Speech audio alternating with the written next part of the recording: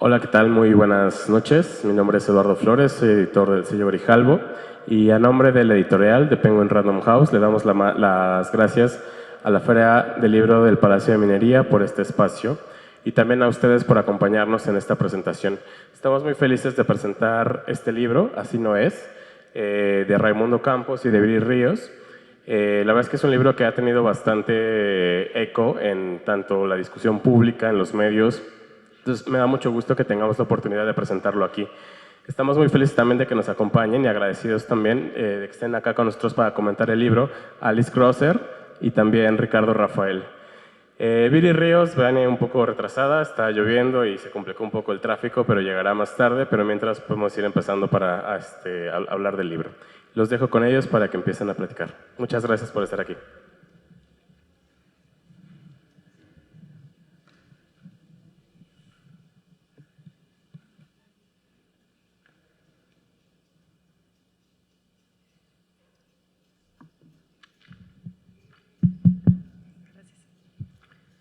Muy buenas tardes, bienvenidos, bienvenidas a esta presentación del libro Así no es, de Viri Ríos, quien va a estar, y Raimundo Campos, quien sí está. Es un gran honor para mí estar en esta presentación, sobre todo porque no es la primera vez que estamos en presentación de libros con Ray y con Viri. Siempre es un gran gusto y pues un honor presentar.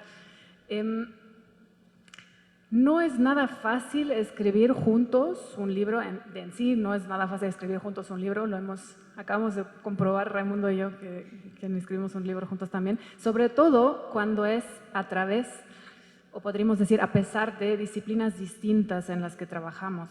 Y aún con ese desafío, el libro Así no es, está lleno de observaciones y descripciones muy agudas y relevantes. Tiene una estructura muy didáctica, lo podrán ver, si no lo han visto, yo veo que mucha gente ya tiene el libro, entonces ya lo observaron seguramente. Los 11 capítulos que hacen el libro presentan cada uno un mito social a través del cual nos meten en una historia, en un ejemplo concreto, para después presentar datos que refutan ese mito. Y equipan el lector con información muy concreta para ajustar sus creencias a la realidad empírica. Y es una gran fortaleza del libro, creo yo, que siempre se basa en datos verificables y además es transparente en su argumentación y con un lenguaje accesible y directo. Por eso es fácil que pueda convencer a personas que no necesariamente sean ni académicos ni estudiosos de esos temas como somos a lo mejor nosotros, y aún así entender por qué cosas como la meritocracia no necesariamente son creencias neutrales, o más bien no lo son. Y aquí no sé si lo hayan observado, detrás de nosotros está la Mérito, para recordarnos de que los pobres no son pobres porque quieren y mucho menos los ricos son ricos porque tienen alguna capacidad especial.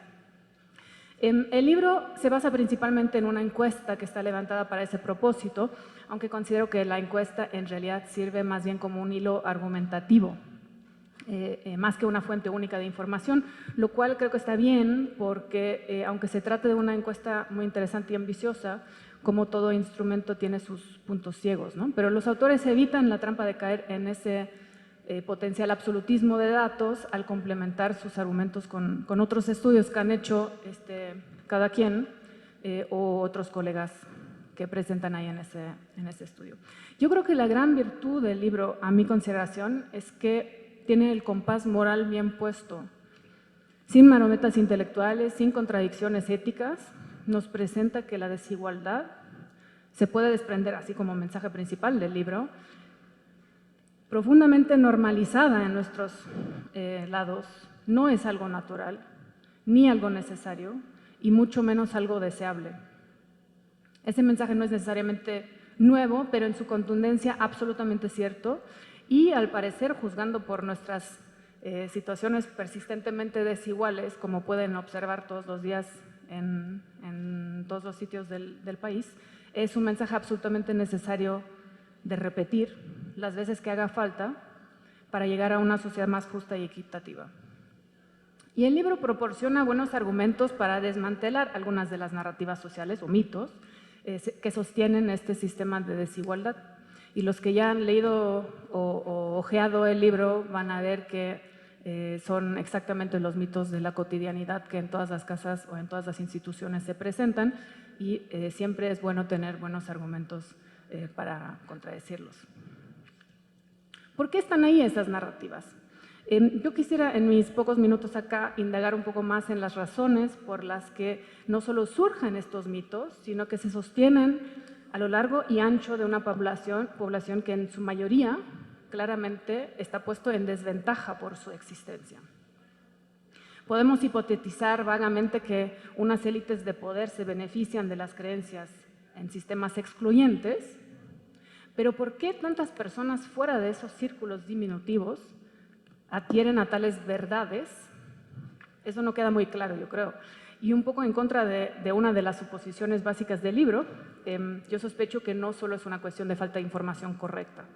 Sospecho que varios de nosotros que hemos tomado el libro y aprendido mucho de él, ya sospechábamos alguna u otra mentira o desverdad en algunos de esos mitos. Pero voy a hacer, permítame una pequeña excursión para explicar el punto que quiero hacer. Hace como unos 10 años acabamos de, hola Viri, acabamos de conversar con Ricardo. Yo hice un estudio, una investigación sobre las percepciones de los mexicanos ricos. Y me llamó mucho la atención en ese estudio que a pesar de darse cuenta de vivir en un país muy desigual y además estar preocupados por ese hecho, esas personas con las que conversé y con las que conviví tuvieran tanta dificultad en darse cuenta de su propia riqueza. La vida es cara, decían algunos, tengo que mandar a mis hijos a estudiar en Europa o tengo que tener un jardín de orquídeas que cuesta muy caro. Yo no tengo tantos yates o aviones o casas vacacionales o millones como mis amigos. Lo que me di cuenta es que más allá de una falta de información propiamente tal, estas percepciones estaban ancladas en la realidad que vivían esas personas. Si todas las personas en su entorno, imagínense, son multimillonarios, ustedes con sus 2 o 3 millones a lo mejor no se sentirán muy ricos. Y al igual, por cierto, cuando todas las personas de su entorno ganan menos que ustedes, aun cuando su sueldo sea debajo de 5,000 pesos, digamos, no se sentirán tan pobres ustedes. Este efecto podríamos llamarlo la ilusión de la medianía, y el libro lo retoma sobre todo en el capítulo 7, cuando habla de las clases medias. Pero además de tal ilusión, este hallazgo aluda a otra cosa, creo yo. Y esa cosa la fuimos entendiendo en una encuesta nacional, la primera en su especie que hicimos Raimundo y yo en 2018 ya, con otros colegas que se sumaron, Aurora Ramírez, Roberto Vélez y Rodolfo de la Torre. Entendimos que las personas entienden la desigualdad de forma sistemáticamente diferente. Es decir, no se trata necesariamente de una falta de algún dato concreto para algunas personas en particular, sino que el entorno dentro del cual vivimos nos hace experimentar la desigualdad de formas distintas. Concretamente, las personas más pobres perciben a la desigualdad como un fenómeno de polarización económica de muchos pobres, bastantes ricos y básicamente nada entre eso. Mientras, las personas ricas piensan que la riqueza se distribuye más gradualmente a lo largo de la sociedad. Y además, para las personas pobres, la pobreza y la riqueza empiezan en un umbral más bajo. Es decir, en su percepción, los pobres y los ricos son más pobres. Para las personas ricas, en cambio, tanto los ricos como los pobres son más ricos. Es decir, el umbral para ser considerado tanto pobre como rico es mucho más alto según las personas ricas. Eso fue lo que vimos en la encuesta. No son casualidad esos sesgos sistemáticos. Hay algo en los hábitats de esas personas que les hace entender que así es la realidad. Y para entender algo, me voy a clavar en un aspecto en el cual creo que valdría la pena ahondar un poco para llegar a una mayor profundidad en una parte de la explicación de ese fenómeno observado y que está muy bien descrito en el libro. Principalmente me voy a enfocar en una cosa que dice en el capítulo 7, que es el sobre México siendo en su imaginación un país de clases medias, y el libro perfectamente explica por qué y cómo no lo somos, entonces no tengo que entrar en eso, para eso los que no lo hayan hecho lean el libro. Pero llama la atención, yo creo, una frase que dice al principio: la cantidad de dinero que se necesita para ser clase media es muy subjetiva. Quiero contestar a esto que los costos de sobrevivencia son distintos también. Y aquí hay un debate interesante relacionado generalmente a la migración, que puede ser entre clases o barrios, países. Pero podríamos preguntarnos si realmente es opción pedir a las personas mudarse geográficamente para no considerarse o ser considerados pobres subjetivamente, o si más bien habría que enfocarse en el hecho de que los costos de vida son distintos y las calidades, desde luego, también. Y la mayoría de la gente no elige el área en el que nace, por lo menos no conscientemente, pero tampoco deja ese lugar a lo largo de su vida. Y como investigadora de las percepciones, creo que hay que ser cuidadosos en distinguir las subjetividades de las percepciones, cuando estas últimas provienen de observaciones empíricas. Claro que con una dosis de interpretación individual, pero ancladas en una realidad inmediatamente observable. Y en la sociología hay una larga tradición sobre la discusión alrededor de la línea de pobreza relativa, que no solo importa cubrir las necesidades existenciales y las vitales, como podríamos decir con Fairborn, pero también y al mismo tiempo y al mismo nivel de importancia sus aspectos relacionales. Porque el problema de la desigualdad es una distribución de poderes tal que algunas personas, muy pocas, tienen poder sobre la calidad y los resultados de vida de muchas otras, y esa situación conlleva una injusticia por definición, sobre todo si a lo largo del tiempo las mismas personas son las que siempre ejercen poder por encima de las mismas otras. Esa es la situación en México, en otros lugares de la región, mucho más allá de eso también, donde la coincidencia de desigualdades múltiples lleva a una segregación geográfica, de vida en barrios incluso cercanos. Y eso es una desigualdad importante en sí, y sus consecuencias también se mencionan en el libro de Viri Ray. Pero a lo que voy aquí es que si a las personas no eligen nacer aquí o allá, aún así necesitan participar de la vida social en el entorno para no ser considerados y sentirse pobres. No estoy sugiriendo tampoco que hay que apoyarlos a los ricos para tener otra camioneta más, porque la norma entre ellos es tener 3 y a lo mejor una familia con 2 no puede participar adecuadamente en la vida y cultura prevalente en su entorno rico, sino que hay una discusión filosófica, metodológica, no menor, creo, detrás de las interpretaciones de las percepciones que se tratan pues en este libro, ¿no? Las narrativas sociales.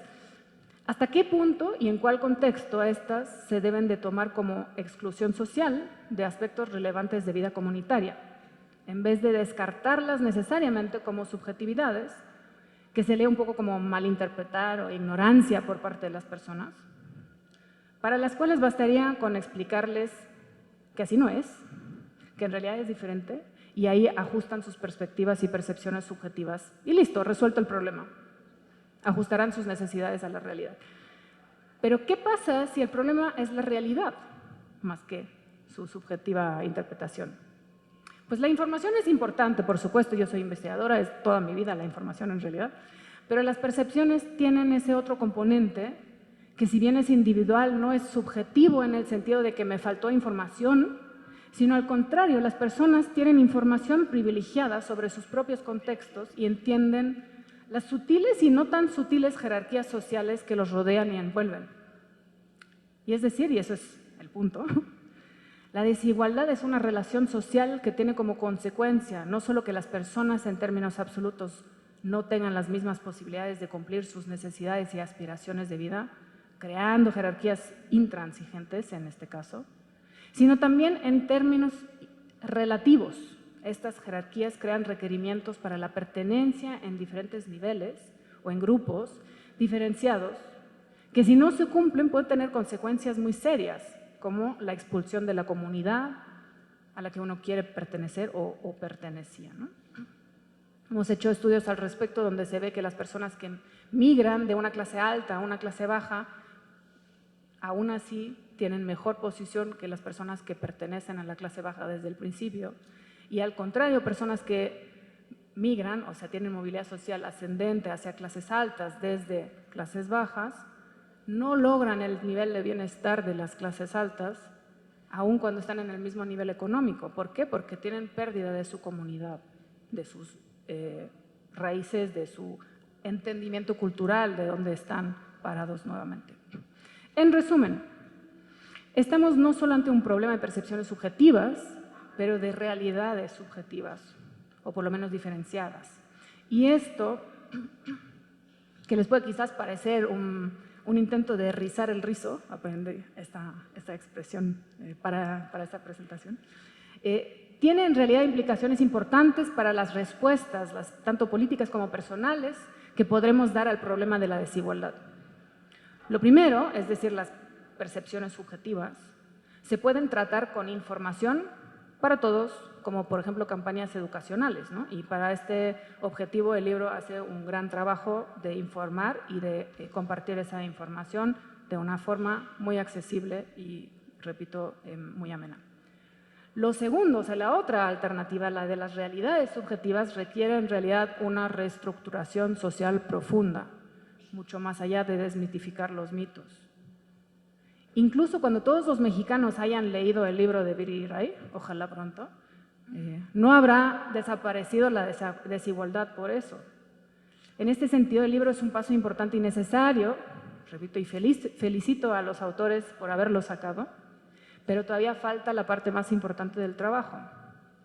Lo bueno es que contamos con investigadores y comunicadores tan capaces para seguir avanzando esa lucha para una sociedad más justa, más equitativa y más deseable para todos. Y por cierto, ya pronto sale el nuevo libro de Ray que escribimos juntos, que se llama Redistribución, y da pautas para esa tarea pendiente de llegar a una sociedad más equitativa. Muchas gracias y muchísimas felicidades por este libro.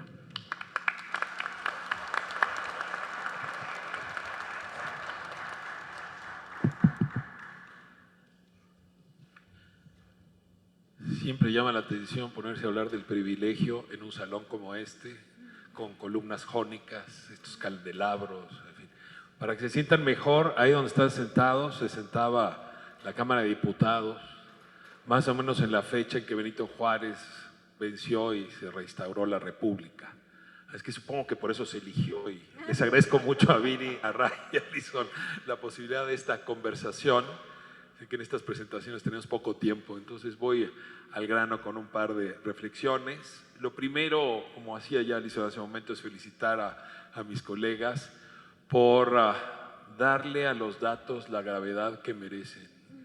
Porque en esta época parecen partículas que ya pasaron por el acelerador y se extraviaron para interés de las interpretaciones de cada quien, y que haya la seriedad intelectual, la honestidad académica de ponerle otra vez a los datos pies y ponerlos, colocar sobre la tierra, ayuda muchísimo. Este es un libro que no lo dice, lo digo yo, está escrito desde la izquierda, y eso también se mira en la forma como se dialoga con algunas de las percepciones, y también se asoma por ahí la crítica que desde la izquierda se hace a los gobiernos de izquierda. Voy a abundar en esto en un momento, pero sí quiero advertir que así como pude acompañar varias de las interpretaciones de Ray y de Viri y de Ray puestas en este libro, también es cierto que, sin ser explícitos, acompañando esas interpretaciones o criticándolas, creo que esta es una de las críticas más severas que se han hecho a la 4T y al gobierno de Andrés Manuel López Obrador en temas de política económica y redistribución. Entonces, en ese sentido vale mucho la pena leerlo, porque hay lealtad, digamos, con un cuerpo social, con una serie de valores y de ideas, pero eso no les impidió la autosubversión y fijar una serie de planteamientos, que es donde yo voy a sentar mi mirada, desde luego también reconociendo cómo este libro nos ayuda a ver cuáles son esos avances civilizatorios que se han dado a nuestro país, sobre todo en los últimos años. Comienzo con el primer tema, que me parece vale la pena subrayar. Es, en efecto, no solamente advertir cómo no son las cosas, sino cómo sí podrían ser. Que esa es la virtud del libro. Así no es, pero podría ser de otra manera. Y voy a abusar, es la única referencia medio académica que utilizaré, un término que a mí me gusta mucho para explicar estos lugares comunes que parece que el azar colocó ahí para distribuir adjetivos positivos o los negativos. Weber lo llamaba el cierre social y decía, ¿qué es el cierre social? Pues el esfuerzo que emprenden los poderosos, los privilegiados, para apropiarse de los beneficios cosechados por la acción colectiva, por la acción de todo el mundo. Entonces, de pronto decir, los pobres son pobres porque quieren, pues es una frase perfecta de cierre social, porque eso justifica por qué quedaron fuera del cierre social unas y dentro del cierre social otros. O las mujeres, como decía Schopenhauer, que en realidad estaba muy enojado con su mamá porque era muy exitosa, y decía, animales de cabellos largos e ideas cortas. O las mujeres no deberían votar porque no tienen la inteligencia o el razonamiento para hacerlo. Son ese conjunto de creencias mucho más sólidas que la broma que estoy haciendo, que permiten una distribución asimétrica, injusta y sistemática de los beneficios. Lo que hace este texto es abordar el cierre social. Nos coloca esas frases que hemos escuchado todas y todos y nos obliga a revisarlas, por lo menos para que la próxima vez que las escuchemos o se nos ocurra decirlas, haya datos para confrontarlos. Hay, entre los más relevantes, déjenme arranco con el primero, esta idea pues muy de moda, ¿no? O sea, la llegada de Trump a la presidencia de Estados Unidos la pone otra vez de moda. Vicente Fox, multicitado, ¿no? Y sobre todo en el libro, la idea de que los apoyos sociales, ¿no? Los recursos que se utilizan a través de los programas sociales para compensar, para generar oportunidades, en realidad se utilizan mal porque a la gente a la que se les entrega, que es lo que se dice en el fondo, prefieren bebérselos en alcohol y fumárselos en cigarros que utilizarlos, ¿no? De manera más inteligente. Y bueno, algo que sabemos y que lo dicen con mucha precisión es que hay mucha racionalidad en el uso de esos recursos. De hecho, por cierto, se usan esos recursos casi de manera idéntica a como se utilizan las remesas. Llega el dinero que envió el pariente del otro lado y se utiliza para necesidades básicas, alimentación, vestido, en fin, y si sobra un poquito para invertir en esa pequeña empresita que a lo mejor nos podría hacer volver independientes autónomos. Y el dato está muy claramente especificado. Hay, y en esto voy a ser muy insistente, observaciones que hace el libro gracias a que ha habido mediciones. Mediciones que me temo van a dejar de hacerse. O sea, llama la atención que el libro cita, según el análisis que se hizo en oportunidades, según el análisis que se hizo en Progresa. Es que lo que sabemos es que la desaparición del Coneval, quién sabe dónde nos va a llevar con respecto a estas mediciones, pero apúrense, por lo pronto, con las mediciones que hay de la época neoliberal, se sabe que hay un uso racional de estos recursos. Segunda, que va en la misma lógica, ¿no? Esta idea de que este es un gobierno bien gastalón, ¿no? Por lo tanto, austericidio. No, nada más liberal que la palabra austeridad, la más neoliberal de todas. Vamos a cortar cabezas de funcionarios, vamos a reducir los recursos. Tan fuerte es la inercia que fue una de las principales banderas de Andrés Manuel López Obrador. Y uno dice, a ver, pues ¿qué tan gordo es el Estado mexicano? ¿No? ¿O qué tan pasado de gasto está? Y lo dicen aquí, pues miren, gastamos más o menos el 21% de la riqueza que producimos, 21% del PIB. Oiga, y con respecto al resto del mundo, pues de los más esqueléticos, es la palabra que usan, más esqueléticos. Es decir, creo que gana Ruanda y El Salvador, estoy citando el libro, gastan más recursos que nosotros. En materia de salud, estamos gastando 3% de la riqueza. Bueno, la gente gasta más, ¿eh? Pero 3% es lo que se está gastando, lo cual nos coloca, somos como 190 países en el mundo, como en el lugar más o menos 87, dependiendo del año. En personal médico, a ver, ya lo han vivido, ya han hecho las colas, ¿no? Necesitamos más enfermeras, 3.8 es el promedio del mundo, aquí tenemos 3. Camas, una por cada 100,000 habitantes. Y necesitamos por lo menos 3 para estarle pegando. Pero voy a abundar en el tema. A ver, el Poder Judicial tan vituperado, odiado en este planeta y sobre todo en México. A ver, quiten al Poder Judicial Federal, que es un pedacito. No tenemos jueces. 2.2 jueces por cada 100,000 habitantes. En el mundo hay 14. No tenemos custodios en la cárcel, por eso quien gobierna son los presos. A ver, no tenemos personal de limpieza. Apenas con la Guardia Nacional empezó a superarse, no teníamos policía. Pero eso sí, cortémosle recursos al Estado mexicano. A ver, ¿a quién le sirve cortarle recursos al Estado mexicano? A la Trump, a la Milei. Saquemos la sierra. ¿A quién le sirve? A los que no quieren que suban los impuestos. Siguiente capítulo del libro, un poquito más adelante, ¿no? Es que si no cobramos impuestos, va a haber más empresas, porque los bien ricotes, agradecidos con que no les cobran impuestos, en lugar de ir a invertir en Australia, aquí van a invertir mucho más. ¿En serio? Porque, a ver, no solamente tenemos un estado esquelético, es un estado que no cobra.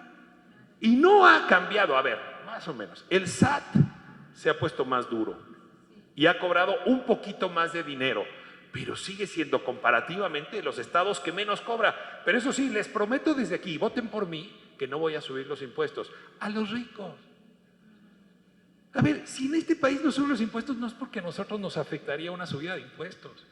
Es que incluso el gobierno de López Obrador estuvo rodeado de los 5 más ricos de este país, citados aquí, que por cierto, pasó al tercer tema, son los que dicen que la desigualdad no importa, que es de mal gusto andar hablando de eso, que es, no, en fin, que no es grave.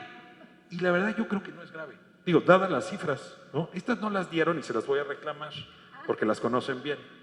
¿Cuánto disminuyó la desigualdad en México durante el gobierno de Andrés Manuel López Obrador? Mídanlo por PIB per cápita. No solo no disminuyó, aumentó la desigualdad. Estábamos en $10,297 promedio PIB per cápita en 2018 y cerramos en $10,000 per cápita. Es decir, para ponerlo en pesos, 191,885 pesos más o menos y cerramos en 190. Es decir, la desigualdad empeoró con la administración anterior. Y uno se pregunta, oiga, le metimos 800,000 millones de pesos de programas sociales, ¿qué pasó? Casi 1 billón. ¿Qué pasó? Porque así no es, ¿eh? Están muy bien los programas sociales. Ayudan a redistribuir, pero como bien dice el libro, ¿y la salud? ¿Dónde la dejamos? Y aunque hay una inversión en educación que se antoja equiparable, estamos en el lugar 67 del mundo, ¿eh? La economía 12 en el lugar 67 en materia educativa. Hay un planteamiento muy concreto. Hay algo que no estamos haciendo todavía para disminuir la desigualdad. Por cierto, disminuyó un poquito con la pandemia, porque normalmente con las guerras y las pandemias los más ricos pierden un poquito. Y hubo apoyos que ayudaron. Se resolvió un poco la pobreza. 442,000 personas salieron de la pobreza en el sexenio anterior, con casi 1 billón de pesos de inversión. Aquí el libro no alcanza a decir cómo sí debería ser, pero claramente no alcanzan los programas sociales. Si no nos igualamos ante la salud, la educación, la ley.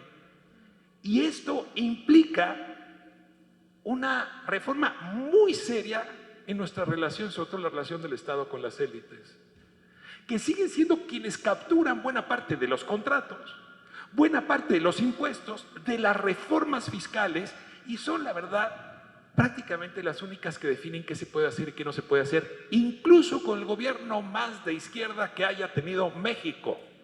O sea, si ya López Obrador no pudo con esas élites, uno se pregunta quién podría lograrlo. Cierro con el último tema que me parece que sí significó un cambio cultural mayor respecto al cierre social. No se mide con dinero, no es de economistas, es más de antropólogos, es de sociólogos. Por fin nos hicimos cargo que somos un país racista. Si la 4T algo aportó, es que ya no hay forma de hacerse, perdónenme que me evite la palabra, es que es domingo, ya no hay forma de hacerse pendejos, ya no hay forma. Es un país sumamente racista. Les cuento una anécdota rápida para cerrar. Cuando Vicente Fox tomó la presidencia, el grupo de la ONU que se encarga de ver cómo cada país lidia con la Convención Internacional en materia de discriminación y sobre todo discriminación racial, vino a México y le preguntó a su gobierno cómo íbamos avanzando en el tema del racismo. Y literalmente contestaron, aquí no hay racismo porque aquí no tuvimos negros. Está registrado en el reporte de la ONU. A ver, sí tuvimos. Y claramente a estas alturas se ríen ustedes porque del 2000 al 2024 esto ha cambiado claramente. Y segundo, nos hicimos cargo que la clase social no es solamente un tema de dinero. Son una serie de marcadores del cierre social que tienen que ver con cómo se viste uno, qué acento tiene, en qué parte del país naciste, si es mujer. Hay una serie de elementos de la clase que hoy estamos más alerta, que ya no nos los podemos permitir. Ahora, cierro con la última reflexión. Después de leer el libro ya lo cerré, dije, qué gran libro, qué bueno que mis amigos lo escribieron, lo voy a usar todo lo que pueda. Y luego volteo y digo, qué fácil es revertir todos los avances que vamos teniendo. Porque cuando miramos, sobre todo lo que está pasando con los vecinos, nos obligamos a preguntarnos si estos avances antirraciales, ¿no?, que se habían dado, ¿no?, o ahora le llaman woke, no van a volver a tener lugar en un país como el nuestro, donde estos números que ustedes muestran y sobre todo que les entregó ENCOL, nos muestra que si bien no es la mayoría la que está anclada en el conservadurismo y en la protección del cierre social, es un núcleo lo suficientemente fuerte para una revancha del otro lado. Y creo que eso también el libro lo anuncia, sobre todo por este esfuerzo magnífico que hicieron de ponerse a dudar de sus convicciones y hacer una encuesta con 18 preguntas para ver si esas convicciones se reflejaban o no. Y lo que nos queda claro es que sí hay un segmento entre el 35 y el 40% que estaría feliz de estar en este salón con candiles y columnas jónicas como futuro posible para el país. Miren, Ray, muchas felicidades. Alison, muchas gracias. Gracias.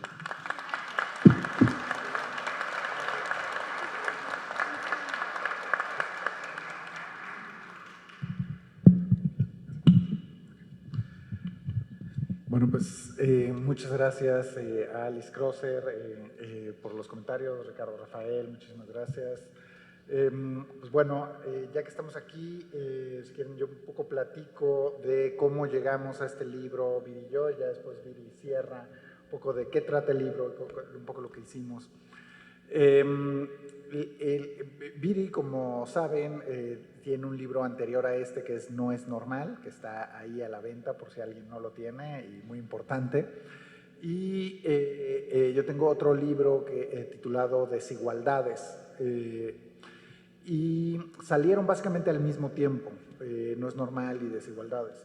Y eso nos hizo que pues, básicamente interactuáramos en varios foros como este y que estuviéramos en comunicación,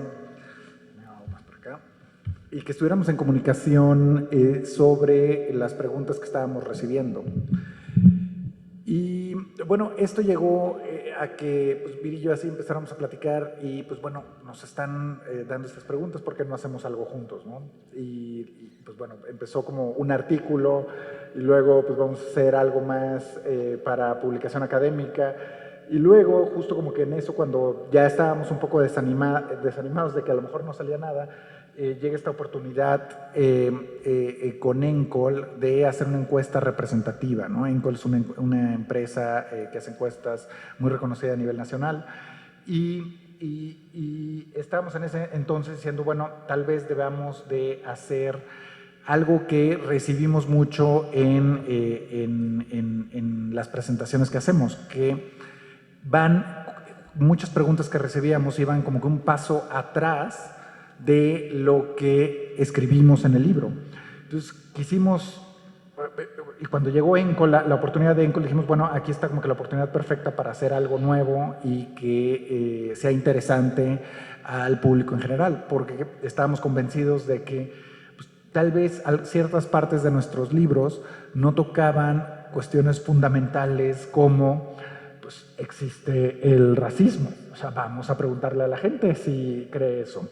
Vamos a preguntarle si cree que el salario mínimo es muy malo. Vamos a preguntarle a la gente si cree que los programas sociales son muy malos, crean más males que cosas buenas. Vamos a preguntarle a la gente si cree que solo con el crecimiento económico se puede reducir pobreza. De qué tamaño es la clase media. Entonces, había como que ciertas preguntas que considerábamos que eran muy importantes y que necesitábamos entender. Y creemos que estas preguntas y estos temas son importantes porque dividen a la sociedad mexicana, como ya lo han explicado. Y si podemos superar, porque la contribución que traemos aquí es, pues bueno, darles información, pero no solo información, los datos, ponerles los datos ahí, sino que hay que tener una historia detrás de los datos para que tengan esa fortaleza de lo que estamos contando. Entonces, en el libro, pues, empezamos con una historia, vamos con los datos de ENCOL y luego vamos con diferentes tipos de datos de diferentes instituciones a contar una historia de por qué ese mito o esa creencia está equivocada.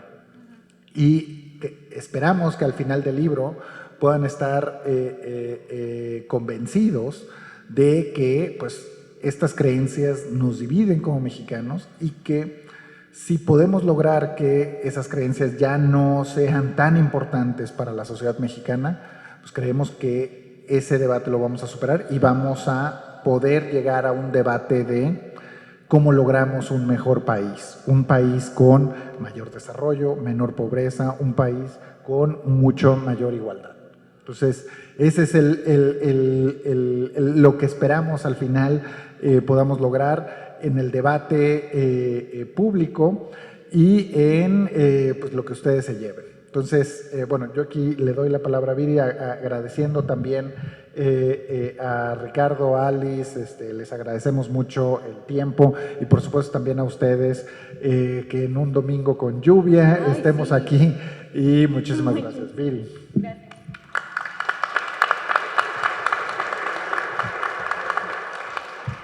Bueno, quiero comenzar pidiéndoles una disculpa porque llegué 2 minutos tarde a un evento al que se debe llegar 5 minutos antes, pero sí me empapé, sí me pasó justo lo que te pasó, Ray, y quiero también comenzar dándole un gran agradecimiento a Alice, que nos está acompañando el día de hoy. Muchísimas gracias. Si ustedes no conocen el trabajo de Alice, les pido por favor que la busquen. Ella es profesora del Colegio de México. Y la razón por la cual la invitamos a esta mesa es porque tiene una serie de investigaciones relacionadas con la desigualdad, algunas de ellas hechas de la mano de Ray, que son extremadamente relevantes para el país. Alice nos ha hecho entender más cómo piensan los ricos, cómo se sienten y cómo se conciben. Alice nos ha enseñado las diferencias que existen entre los ricos y cómo hay de ricos a ricos. ¿No? Y esa enorme como discrepancia que hay entre los niveles de riqueza de nuestro país profundamente desigual. Quiero también agradecerle muchísimo a Rafael. Rafael es uno de los periodistas que yo más admiro. Lo admiro por muchas razones, y tú lo sabes, pero lo admiro sobre todo por su enorme capacidad de cuestionarse constantemente y por tu enorme curiosidad. Siento que hay muy pocos periodistas de este país que han tocado tantos temas y de manera tan diversa y tan profunda como Rafael. No dejen, por favor, de leer su columna, es una luz en la mitad de la oscuridad y siempre tiene un ángulo interesantísimo en lo que escribe. No siempre estamos de acuerdo en todo, pero siempre me gusta saber cómo piensa Rafa y hay varias veces en que Rafa me ha hecho cambiar de parecer. Entonces te agradezco muchísimo por tu trabajo y por todo lo que nos has enseñado. De verdad, muchas gracias. Y bueno, Ray, gracias también por escribir este libro conmigo. Me siento súper contenta. Y gracias a todos los que nos están acompañando el día de hoy, porque en efecto es domingo, es tarde, está lloviendo. Y bueno, pero aquí estamos en este salón preciosísimo. Nunca me hubiera imaginado que nos lo dieran. Pero cuando pienso por qué nos lo dieron, pienso, bueno, en Lalo, nuestro editor. Por favor, un aplauso para Lalo, quien hace posible todos estos eventos. Creo que nos lo dieron porque, fíjense que me llena mi corazón y me llena de cariño el decirles que siempre que Ray y yo presentamos nuestro libro en la Ciudad de México, llega un público bien diverso y un público bien grande como ustedes. Y creo que esto no tiene que ver, honestamente, con lo que Ray y yo escribimos, ni con lo que dice Así no es. Creo que esto tiene que ver con un enorme hambre que existe en nuestro país por crear un espacio más justo, por crear un país que le dé más a los que no tienen, por crear un país en donde las desigualdades se olviden, por leer algo que nos ayude a entender cómo fue que nuestro país se convirtió en este espacio tan distópico, por esperanzarnos en tratar de cambiarlo. Y me da mucho gusto el que libros como los que escribe Ray, como los que escribo yo, como los que escribe Rafael, también tiene un libro extraordinario que todos deben leer, por favor, sobre el virreinato. Y bueno, por supuesto, la investigación de Alice. Creo que todo esto nos une a todos los que estamos en este salón, nos une porque nos abre los ojos y nos abre el corazón a tratar de crear algo distinto, a tratar de crear un país que no es el país en el que vivimos. Nuestro país no debería ser de la manera en la que es, no debería ser un país en donde una tercera parte de la población vive en pobreza, no debería ser un país en donde tenemos billonarios que despampanadamente tienen conferencias de prensa para decir que no van a tener mayor filantropía, como hizo hace unas cuantas semanas Carlos Slim. Es de verdad, yo creo que en pocos lugares del mundo se podría ver un espectáculo tan lamentable como el que fue esa conferencia de prensa, en donde el señor pues abiertamente se jacta de no querer apoyar las medidas que él está pidiendo el sindicato. En fin, no me voy a clavar en esto, pero creo que es muy sintomático del tipo de país en el que vivimos. Un país en donde se pueden creer, repetir y decir constantemente tantos y tantos mitos sobre cómo funciona la economía, sin que haya alguien que nos ponga un alto, sin que haya alguien que le diga, no, es que así no, es que ve los datos, es que, claro, eso que tú creías en los años 80, que es que el salario mínimo ya no podía crecer, no es cierto, ya no es cierto, ha sido superado por la ciencia y por la doctrina económica presente. Así que cuando Ray y yo estábamos pensando en escribir Así no es, parte de lo que pensamos y parte de lo que nosotros creemos que es el libro es una forma de actualización. Porque actualización para adultos, porque muchas de las ideas vertidas en el libro eran cosas que nos enseñaban en la escuela hace 10, 15, 20 años, hace 30 años. Yo cuando fui a la escuela, yo recuerdo que en la escuela sí me enseñaron un modelo económico que decía que si le iba bien a los ricos, le iba bien a todo el resto, porque cuando le iba bien a los de arriba, pues ellos creaban más trabajos para los del medio, que a su vez le consumían más a la tiendita, ¿no? Y entonces eso era lo que nos enseñaban en la escuela.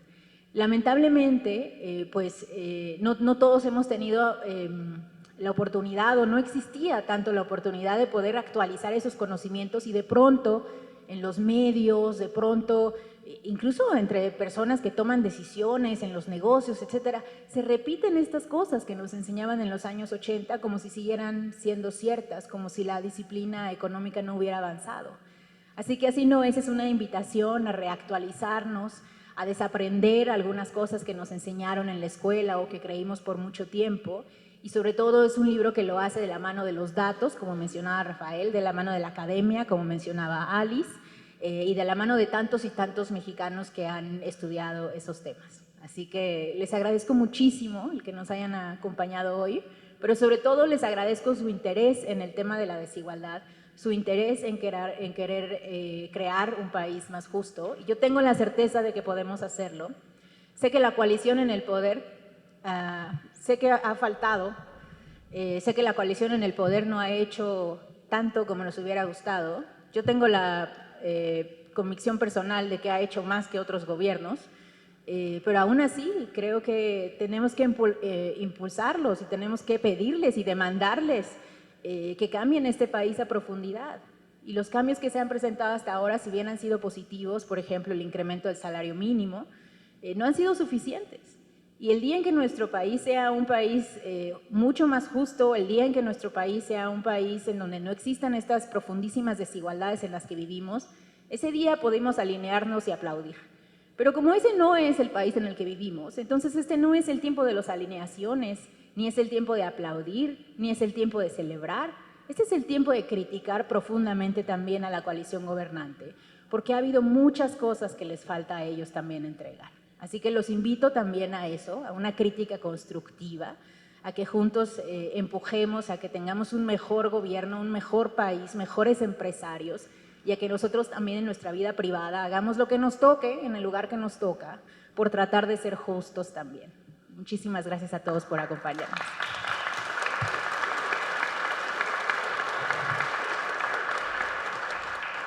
Bueno, muchas gracias. Tenemos tiempo para algunas preguntas. ¿Les parece bien? ¿Quieren que las juntemos o una por una? Sí, bueno, vamos a hacer las preguntas y ahorita pasamos a la firma. ¿Quién tiene algo que quiera preguntar?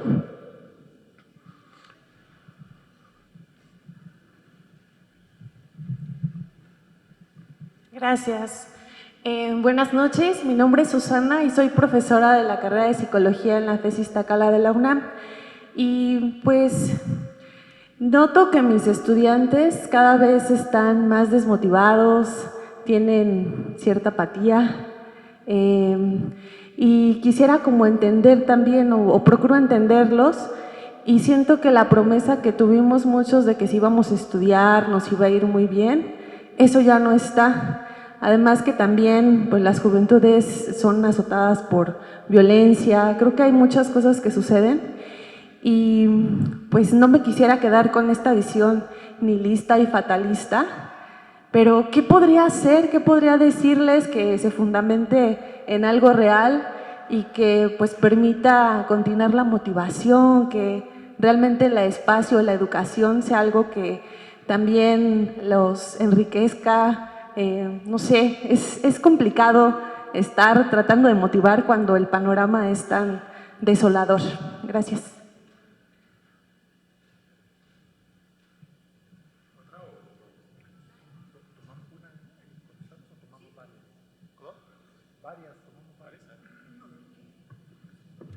Vamos a tomar un grupito y luego contestamos todos. Gracias. Okay. Hola, buenas noches.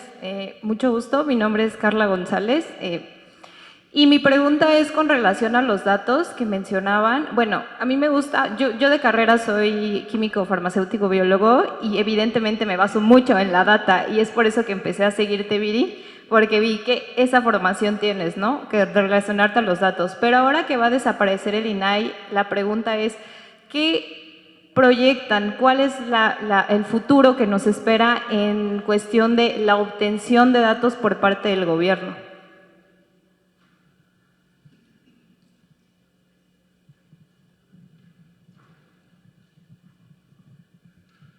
Hola, buena tarde. Soy Alejandro Figueroa, vengo de Ciudad Obregón, Sonora. Soy asesor de empresas y maestro universitario en el Politécnico. Primero, felicitarlos a ustedes por sus participaciones. Como bien decía Viri, no todos estamos de acuerdo en algunas cosas que plantean algunos de ustedes como en la sociedad. Se habla de un entorno, como dice la profesora universitaria, crítico. Sí, es un escenario en México muy crítico. La desigualdad viene desde hace mucho tiempo. Ya en el libro de Ricardo Rafael sobre el virreinato toca temas interesantes sobre esa situación, pero sí tenemos que ser, como planteas tú, Viri, ser muy críticos en este gobierno, pero también aportar nuestro granito de arena, valga la expresión, en nuestra trinchera, porque la desigualdad y cambiar la dinámica de un entorno empresarial gandalla como no es tan fácil. Tratar de modificar los números para disminuir la desigualdad y sobre todo para incrementar el aspecto de salud, de educación, etcétera, no es tan fácil. Sí tiene que haber todo un cambio, porque si no tendremos que hacer una revolución armada donde hay que destruir las instituciones que están para crear unas nuevas con sus grandes desventajas. Entonces, es lo que yo planteo, no es una pregunta concreta, sino hacer una reflexión que cada uno tenemos que hacer algo porque esta evolución es tremenda. Todos queremos tener una utopía interesante, pero está muy, como decimos en Sonora, está muy cabrón hacer las cosas así de la noche a la mañana. Es mi reflexión. Y saludos a todos.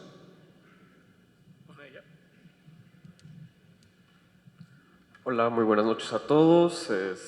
Mi nombre es Gustavo. Ya conoce a Viri Ríos en San Salvador Maray.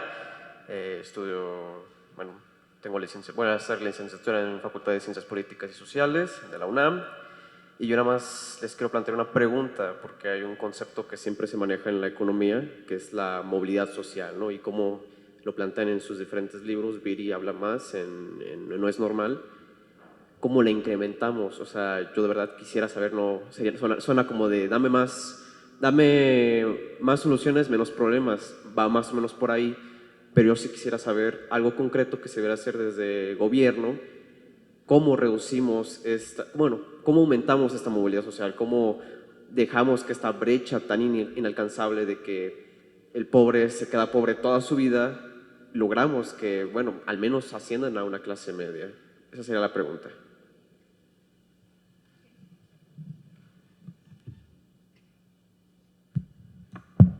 Sí, gracias por sus preguntas. Bueno, voy a retomar algunas de ellas también con un comentario de Ricardo que mencionaba a ver, para hacer muchas de estas cosas y que si somos serios para reducir las desigualdades que tenemos y para promover la movilidad social, el dinero que tenemos como el Estado mexicano, como sociedad mexicana, que ponemos en impuestos y de deuda, simplemente no es suficiente. Sí, podemos tener una discusión de gastar mejor y que disminuya la corrupción, pero eso no debe de evitar la discusión que debemos de tener, que necesitamos mayores recursos. Y para mayores recursos necesitamos más impuestos. ¿Sí?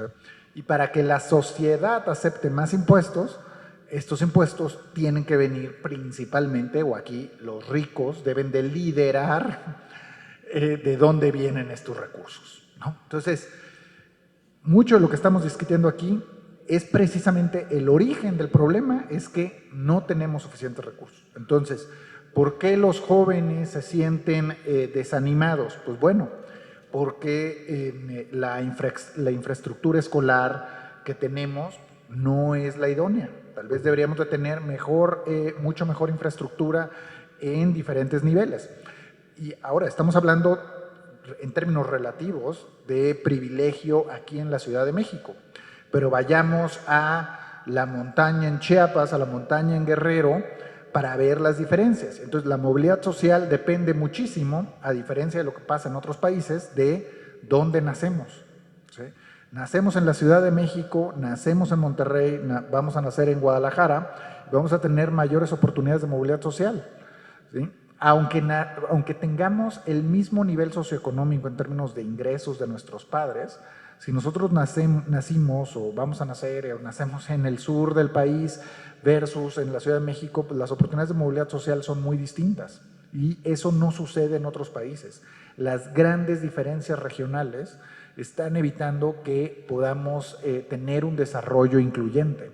Entonces, ahí entra otra discusión que no tocamos tanto en este libro, pero tocamos en nuestros libros previos, que es, pues bueno, para tener un desarrollo incluyente, para reducir desigualdades, promover la movilidad social, pues tiene que llegar el desarrollo a todo el país, pero pues con lo que tenemos pues no es suficiente. Vamos a tener también que ponernos de acuerdo como estados, y esto sí lo mencionamos en este libro, que es, bueno, ya nos sorprende que en Nuevo León o en Jalisco estén saliendo iniciativas de, pues vamos a salirnos del pacto fiscal. Pues ya no estamos seguros si queremos llamarnos mexicanos todos. Esa discusión no existía también como dice Ricardo, hace 20 años esa no existía y ahora ya la estamos teniendo. Y el problema de las grandes desigualdades que tenemos es que disminuye esa identidad nacional, esa cohesión social, y a la vez vuelve más complicado reducir las desigualdades, reducir la incidencia de pobreza en el sur del país, porque como país no nos podemos poner de acuerdo en cuántos recursos deben de ir a Chiapas o Guerrero versus que se queden en la Ciudad de México o Nuevo León. Entonces necesitamos mucho mayores recursos. Esa es la fuente principal. Entonces queremos mejorar el futuro de los jóvenes, pues tenemos que invertir en educación y en salud, algo que no lo hemos puesto como prioridad.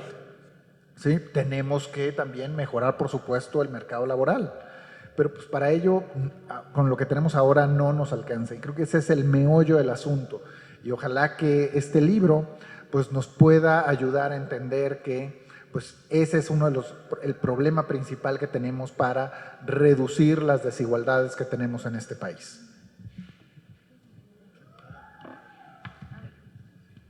No quiero robar más minutos, pero hay un tema como exprofesor universitario que quisiera abordar. Creo que es muy importante la pregunta de por qué la última generación, y lo mencionan ustedes, si bien estudia más, trabaja más, ¿no? Y está condenada a no poder tener casa propia, en fin, trae al mismo tiempo, yo creo que ahí empieza a explicarse, gran decepción por los réditos que le da a esa entrega. Y yo lo voy a resumir en una frase. Es que la verdad, en este país tener conocimientos es irrelevante. Lo relevante es tener conocidos. Uno va a la universidad a adquirir conocidos y si fuiste a una escuela donde no hay conocidos, te lleva a la trampa. Y ahí Ray conoce muy bien el dato. Lo determinante para tener una carrera profesional exitosa es tener un buen primer empleo. El primer empleo determina casi el resto de tu carrera. ¿Cómo obtienes el primer empleo? Entonces se vuelve clave. Y si lo obtuviste porque tu papá te ayudó a conseguirlo con un amigo, versus estar perdido en el mercado laboral porque no tienes conocidos, te marca dramáticamente. Entonces, lo que importa es tener conocidos y no tener conocimientos. ¿Para qué voy a la escuela? Creo que ahí hay un tema del primer empleo, que en fin, es una larguísima discusión, que nos habla otra vez de este sistema de privilegios, que a su vez hace que se reproduzcan las desigualdades, y la educación, que son las principales herramientas con las que cuentan las sociedades para desarticular los elementos de desigualdad, no está funcionando.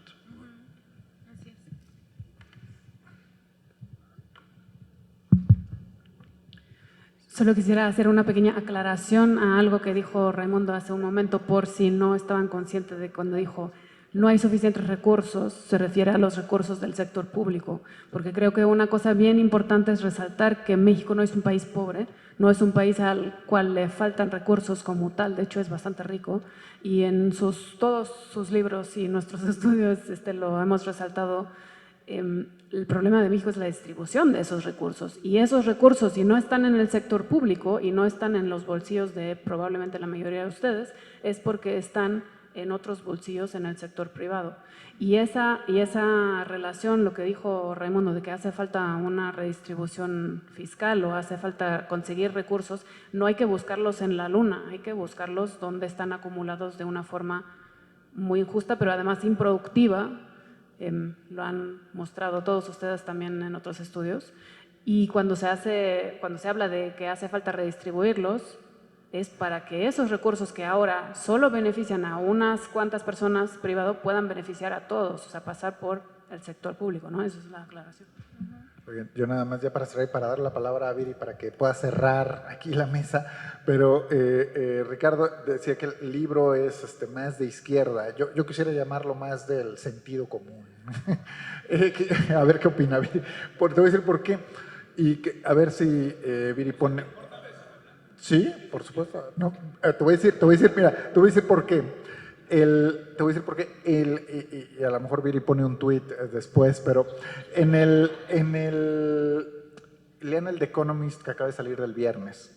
O sea, trae un artículo, 2 artículos buenísimos sobre la herencia, y lo que dice el The Economist es básicamente casi el The Economist leyó Así no es y escribió el artículo. Porque lo que dice es que la desigualdad está creando demasiados males y que es necesario ponerle impuestos a los ricos para reducir los problemas sociales del mundo. Básicamente ese es el mensaje de los artículos. Yo diría al sentido común. Bueno, ojalá sea el sentido común y quisiera pensar que ese es el sentido común, pero la realidad es que parte de lo que muestra Así no es en nuestra encuesta es que no es sentido común. De hecho, pues mucha gente cree lo opuesto. Mucha gente cree que en México no hay racismo, cree que se le deben disminuir los impuestos a las empresas para que éstas crean empleos, en fin. Pero sí creo que debiera ser el sentido común y creo que parte de la razón por la cual existe este libro es precisamente para tratar de cambiar ese sentido o ese dessentido común en un sentido común. Rápidamente, un minuto, pero bueno, sobre el INAI, que fue una pregunta que no se respondió. Yo en lo personal no soy tan optimista de lo que va a suceder ahora con la nueva institución de transparencia, porque creo que no va a tener los incentivos tan alineados como los tenía el INAI para pues dar la información y sobre todo para retar a las autoridades para que den la información, que era parte del problema, ¿no? Que no siempre querían dar la información y bueno, ahora creo que va a ser un poco más difícil, pero estoy lista para que me sorprendan, ¿no? Y estaré feliz si lo hacen. Sobre cómo crear movilidad social, bueno, al respecto creo que vale muchísimo la pena leer el libro de Ray que se llama Desigualdades o también No es normal. Yo escribí No es normal como un manual sobre cómo crear un país más justo. Entonces ahí ustedes pueden ver los 27 cosas que yo pienso que deben hacerse, son 27 capítulos, para poder crear ese camino hacia la movilidad social. Y solamente acotar una cosa importante, cuando Ray dice que son los ricos quienes deben liderar el cambio fiscal que necesitamos, es decir, los impuestos que vamos a poner, no se refiere a que son los ricos los que van a decir cómo se van a poner esos impuestos, se refiere a que son los ricos los que van a pagar más. Y nosotros debemos buscar una reforma fiscal que haga que los ricos paguen más. Y los ricos no somos nosotros, bueno, a lo mejor habrá aquí algún rico, pero no creo, pero bueno, no creo que estemos aquí. Los ricos ni se aparecen a la fil cuando llueve, ¿no? Sí. Pero bueno, solamente déjame ver si no me faltó responder alguna.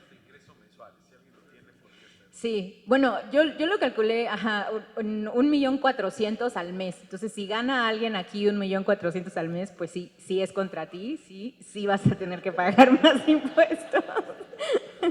Pero bueno, no, solamente terminar con eso, terminar con una reflexión sobre la apatía. En mi experiencia como autora de libros que retan el statu quo y el sistema de desigualdades, yo no veo que los jóvenes tengan apatía, yo veo que tienen una enorme hambre por leer este tipo de contenidos, por reunirse, por discutirlos. Entonces creo que debe haber alguna manera de llegar a ellos. Y creo que a lo mejor eso tiene que ver con que no hablemos más de los políticos, de las instituciones, de cosas así como tan abstractas. Y creo que debemos a lo mejor empezar a hablar de los problemas, de oye, tú que no tienes una vivienda y que no puedes pagar una renta cerca de donde trabajas. Oye, tú que estudiaste, pero que aún así no ganas lo suficiente para tener un buen nivel de vida y así, ¿no? Entonces creo que a lo mejor hay que transitar un poco más a hablar de los temas y eso puede ayudar mucho. Muchísimas gracias a todos los que nos acompañaron hoy.